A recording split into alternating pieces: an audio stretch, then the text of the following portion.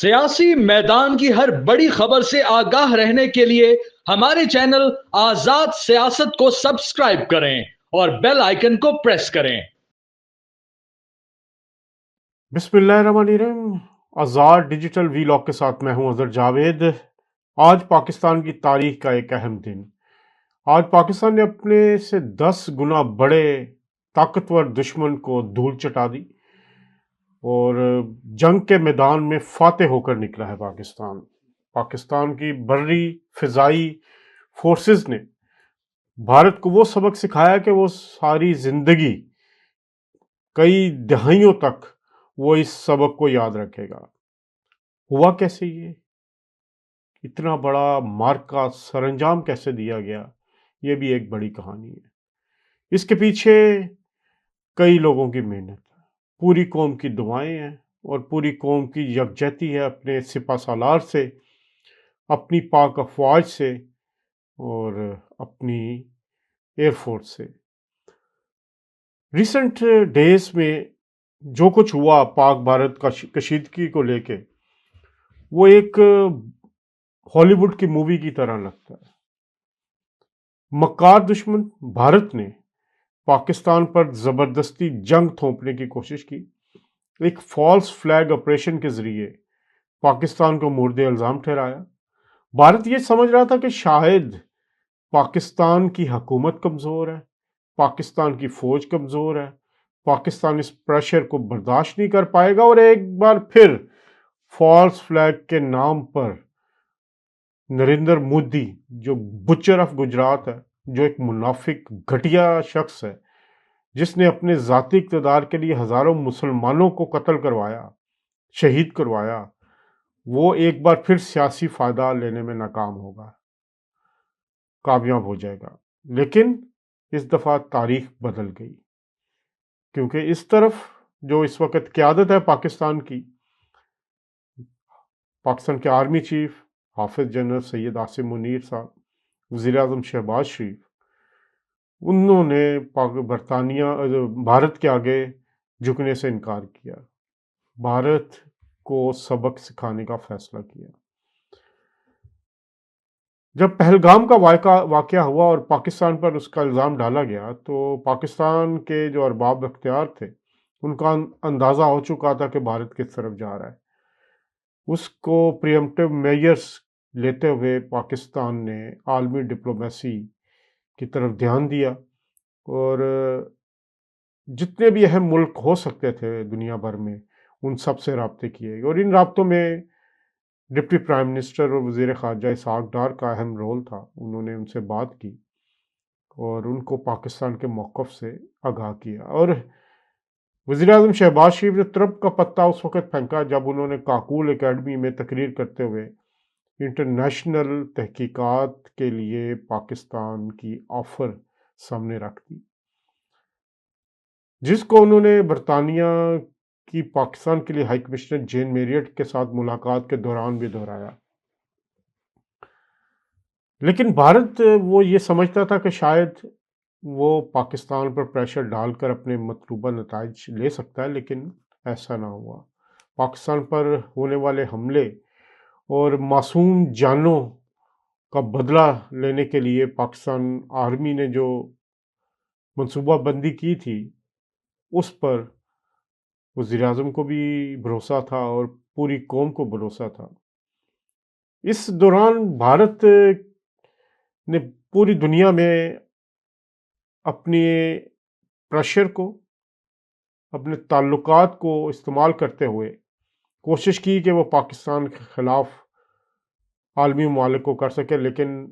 اسے کوئی خاص حمایت حاصل نہیں ہو سکی، اور خاص طور پر امریکی صدر ڈونلڈ ٹرمپ، انہوں نے بھی اپنے آپ کو ڈسٹنس کیا۔ ڈپٹی جو پریزیڈنٹ ہے، نائب صدر جے ڈی وینس، انہوں نے بھی ڈسٹنس کیا، اور تمام دارالحکومتوں نے ڈسٹنس کیا۔ اس میں پاکستان کی ڈپلومیسی نے بڑا اہم کردار ادا کیا۔ انٹرنیشنل جو کیپٹلز ہیں، امریکہ میں، برطانیہ میں، یورپ کے دیگر ممالک ہیں، برسلز ہے، فرانس ہے، جرمنی ہے، آسٹریلیا ہے، گو کہ پاکستان نے اس دفعہ ایک جنگ سفارتی محاذ پہ بھی لڑی ہے، وہ بھی جیتی۔ پھر پاکستان نے نیریٹو بلڈنگ میں اپنا لوہا منوایا، وزارت اطلاعات اور ISPR نے مل کر جو ماحول بنایا، جو میڈیا کے ذریعے پاکستان کا موقف آگے بڑھایا، اور جس طرح دن رات محنت کی۔ اور اس موقع پر اگر وزیر اطلاعات عطا اللہ تارڑ صاحب اور DG ISPR احمد شریف چودھری صاحب کی جو تعریف نہ کی جائے تو یہ زیادتی ہوگی۔ ان دونوں نے پری وار پوری ایک تیاری کی، پاکستان سے باہر اور پاکستان کے اندر نیریٹو بلڈنگ کو لے کر انہوں نے دن رات محنت کی، اور جس کا نتیجہ یہ نکلا کہ پوری دنیا پاکستان کے موقف کو سمجھنے لگی اور پاکستان کے ساتھ کھڑی ہونے لگی۔ تو پاکستان نے میڈیا وارفیئر بھی جیتا، اور اب جو اصل جنگ تھی، میدان جنگ، اب میدان جنگ میں ہمیشہ حکمت عملی کی تشکیل ہی اہم ہوتی ہے، اس میں کمانڈرز ہوتے ہیں آپ کے۔ Army chief general Syed Asim Munir نے جو حکمت عملی اپنائی، جس طرح انہوں نے آپریشن ترتیب دیا، اور آہنی سیسا پلائی دیوار نام رکھا آپریشن کا، وہ ان کے انداز کی، ان کے حکمت عملی کی واضح طور پر نشاندہی کرتا، اور جنرل عاصم منیر فاتح ہو کے نکلے ہیں۔ انہوں نے ثابت کیا کہ وہ پاکستان کے تحفظ کے لیے جو انہوں نے قسم کھائی تھی آرمی میں کمیشن لیتے ہوئے، وہ اس پر پورا اترے ہیں، اور آج پوری قوم حافظ سید عاصم منیر صاحب کو سلام پیش کر رہی ہے۔ نہ صرف پاکستان میں کہ پاکستان سے باہر بھی ان کی تعریف کی جا رہی ہے، پوری قوم متحد ہو گئی ہے۔ شکریہ بھارت کا کہ اس نے پاکستان کے اندر اگر کوئی سیاسی اختلافات تھے بھی تو ان کو ختم کرنے میں اہم کردار ادا کیا، اور پوری قوم اپنی پاک فوج اور حکومت کے پیچھے کھڑی نظر آئی۔ جو ڈرون گراتے ہوئے جو ہمیں ویژولز آئے ہیں، تصاویر آئے ہیں کہ سویلینز فوجیوں کے ساتھ کھڑے ہو کے اپنی گنز لے کے جس طرح ڈرونز کو گرا رہے ہیں، وہ بھی ایک عجبی نظارہ تھا۔ تو پاکستان کو مبارک ہو جو سیز فائر ہو چکا۔ امریکی صدر کی میڈیٹیشن میں ان کی کوششوں سے، یا پاکستان نے جو، اور برطانیہ سے انہوں نے، پاکستان اور بھارت سے جو انہوں نے رابطہ کیا اور ساری چیزوں کو انہوں نے ایک ایگریمنٹ پہ لے کے آیا، اور اب ہونے کیا جا رہا؟ ہونے یہ جا رہا ہے کہ اب پاکستان اور بھارت کے درمیان مذاکرات ہوں گے۔ بھارت بہت عرصے سے پاکستان سے بات کرنے سے کترا رہا تھا، پاکستان کو اہمیت نہیں دے رہا تھا، وہ اپنے آپ کو بڑا پلیئر سمجھتا تھا۔ وہ اس کا جو خواب ہے یا اس کی جو غرور ہے وہ نیست و نابود ہو گیا، اور جو آپریشن سندور تھا وہ ان کا سہاگ ہی اجاڑ دیا گیا، سندور مٹا دیا گیا پاکستان کے جو جری جوان ہیں انہوں نے۔ تو اب بھارت جو ہے اب اتنی ویک پوزیشن پہ ہے کہ وہ پاکستان کے ساتھ تمام ایشوز پہ، جو ایک براڈر ایشوز پہ بات کرنے کے لیے تیار ہے۔ اب بیک گراؤنڈ ڈپلومیسی شروع ہو چکی ہے، اور اس میں امریکہ کا اہم کردار ہے۔ اب اگلے جو مذاکرات ہونے ہیں ایک نیوٹرل وینیو میں، اس میں جو چند مقامات ہیں جو زیر غور ہیں، ان میں ایک قطر کے بعد UAE بھی اس میں ایک سٹرونگ جگہ ہو سکتی ہے، سعودیہ بھی ہو سکتی ہے، اور برطانیہ۔ تو یہ 4 جگہ جو ہیں جہاں پر ایک پاکستان اور برطانیہ کا درمیان مذاکرات کا جو ایجنڈا ہے، مذاکرات یہاں پہ ہو سکتے ہیں۔ یہ ابھی ابتدائی اطلاعات ہے، تو ایک خوش آمد بات ہے کہ خطے میں امن کے لیے جو ہے وہ یہ ساری کوششیں ہوں گے۔ تو ہماری جو اطلاعات ہیں کہ Kashmir top of the agenda ہوگا، اور دنیا بھی اب سمجھ رہی ہے کہ مسئلہ کشمیر کو حل کیے بغیر کوئی بھی چیز ممکن نہیں ہے۔ یہ مسئلہ کشمیر حل کرنا ہوگا، اور مسئلہ کشمیر کے حل کے لیے اب بہت امپورٹنٹ وقت ہے۔ اس کے ساتھ ساتھ جو انڈس واٹر ٹریٹی انہوں نے معطل کیا تھا، اب وہ ان کو بھی وہ بھی بحال کرنا پڑے گا۔ تو اس سارے معاملے میں پاکستان ایک فاتح کے طور پر سامنے آیا ہے، اور انٹرنیشنلی جو پاکستان امیج ہے پاکستان کا وہ بہت بلند ہوا ہے، اور خاص طور پر پاکستان ایئر فورس نے جو جنگ لڑی ہے ریسنٹ ہسٹری کی طویل ترین اور سب سے بڑی فائٹ ہے،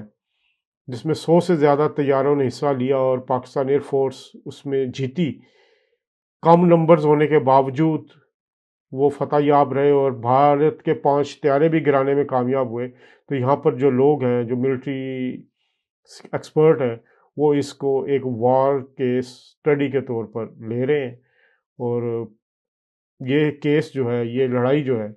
یہ یہاں پر اب ملٹری جو انسٹیٹیوشنز ہیں اس میں پڑھائی جائے گی۔ تو یہ ایک بڑا فخر کا مقام ہے کہ پاکستان جو ہے وہ ایک عالمی منظر نامے میں اس کی رسپیکٹ میں اضافہ ہوا ہے، انٹرنیشنل ڈپلومیسی میں ہوا ہے۔ اور خاص پہ اس موقع پر اگر میں خاص طور پر دو جگہوں کا نام نہ لوں، اور اس میں بھی سب سے اہم جو میرا خیال ہے برطانیہ اور امریکہ ہے، تو برطانیہ کے لیے پاکستانی ہائی کمشنر ڈاکٹر محمد فیصل نے جس طرح انٹرنیشنل فورم پر جا کر پاکستان کی ترجمانی کی اور پاکستان کا موقف رکھا، پھر اس کے بعد یہاں پر برطانوی حکومت کے ساتھ بہت ساری چیزیں انہوں نے بیک گراؤنڈ میں کی، ان سے مسلسل رابطے میں رہے، یہاں لوگوں کو پاکستان کا کیس لڑتے رہے۔ اسی طرح امریکہ میں پاکستان کے سفیر ہیں رضوان سعید شیخ صاحب، انہوں نے بھی انٹرنیشنل میڈیا پہ جا کے پاکستان کا بھرپور دفاع کیا، پاکستان کی ترجمانی کی، اور بیک گراؤنڈ میں بھی وہ بڑے ایکٹیو رہے۔ تو ہمیں فخر ہونا چاہیے اپنے ڈپلومیٹس پر بھی کہ جو پاکستان سے باہر جو ان کو ڈیوٹی دی گئی تھی وہ اس کو بخوبی سر انجام دے رہے ہیں۔ اب وقت آ گیا ہے کہ پاکستانی قوم کو سیاسی اختلافات بھلا کر پاکستان کو عظیم بنانے کے لیے اپنی تمام کوششیں صرف کرنی چاہیے، پاکستان فوج کا ساتھ دینا چاہیے، پاکستان کے آرمی چیف کا ساتھ دینا چاہیے، پاکستان کے وزیر اعظم شہباز شریف کا، جنہوں نے اس کرائسس میں اپنے آپ کو منوایا۔ وزیر اعظم شہباز شریف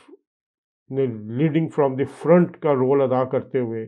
اس پوری جنگ کے دوران اپنی قائدانہ صلاحیتوں کو جس طرح انہوں نے استعمال کیا، وہ بھی پاکستان کی سیاسی تاریخ کا ایک حصہ بن چکی ہے، اور پاکستان میں ان کو ایک بہترین وزیر اعظم کے طور پر